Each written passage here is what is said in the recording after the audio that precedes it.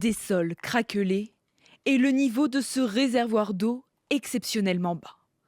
Au Honduras, 80% du territoire est en état d'alerte sécheresse, une situation aggravée par le phénomène climatique El Niño. Les habitants de la capitale sont contraints de faire des réserves d'eau. Un puits est même creusé dans ce quartier historique de Tegucigalpa. Cette situation dans laquelle nous nous trouvons est vraiment très préoccupante. Et nous savons que dans ce cas, le problème vient du manque de pluie. Un déficit de précipitation, l'une des conséquences d'El Niño.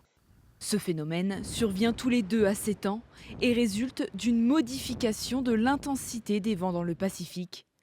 Habituellement, les eaux chaudes sont poussées vers l'ouest par les vents alizés en direction de l'Asie. Lors des épisodes d'El Niño, ces vents s'affaiblissent, entraînant la libération de chaleur dans l'atmosphère et réduisant la remontée des eaux froides près des côtes de l'Amérique du Sud. Résultat cette année, cette lagune salvadorienne complètement asséchée.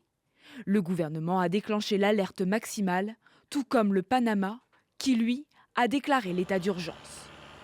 La circulation des navires est même modifiée dans le canal de Panama. Le nombre de passages réduit, des mesures habituellement prises bien plus tard dans la saison. Il s'agit d'un épisode El Niño différent, caractérisé par une précocité inhabituelle. Et il pourrait durer bien plus longtemps que les phénomènes précédents. Les mesures nécessaires pour traverser la saison sèche au Panama doivent donc être prises beaucoup plus tôt. Selon les scientifiques de l'agence Met Office, El Niño devrait être cette année le plus intense jamais enregistré.